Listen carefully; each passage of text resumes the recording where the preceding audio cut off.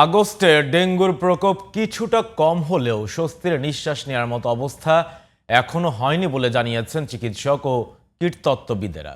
মশক নিধন কার্যক্রম জোরালো না করলে সেপ্টেম্বর অক্টোবরে পরিস্থিতি আরও খারাপ হতে পারে বলে আশঙ্কা তাদের।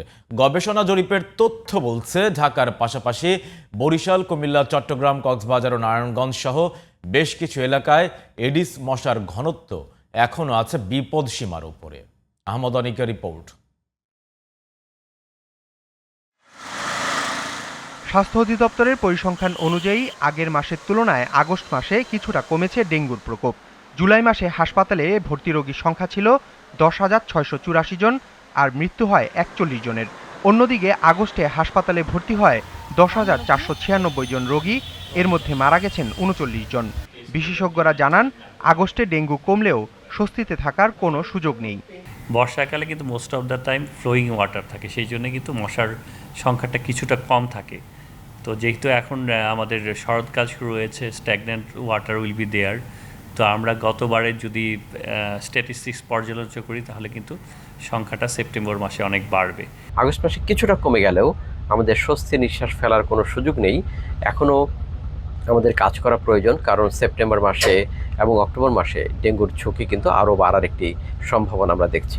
স্বাস্থ্য অধিদপ্তরের তথ্য মতে চলতি বছর এখন পর্যন্ত ডেঙ্গু নিয়ে হাসপাতালে ভর্তি হয়েছেন প্রায় 32,500 রোগী, এর মধ্যে মারা গেছেন 120 জনের বেশি।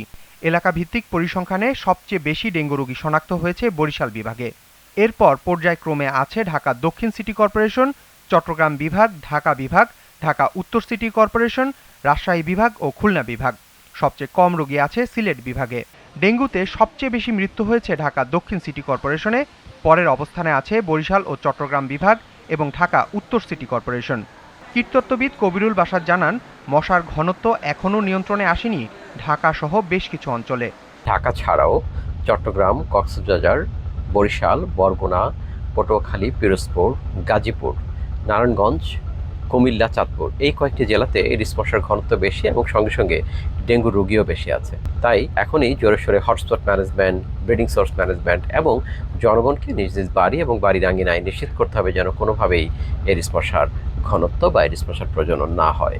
ডেঙ্গু পরিস্থিতি নিয়ন্ত্রণে সচেতনতা বৃদ্ধির কোনো বিকল্প নেই জানিয়ে সবাইকে সতর্ক থাকতে বলেছেন বিশেষজ্ঞরা।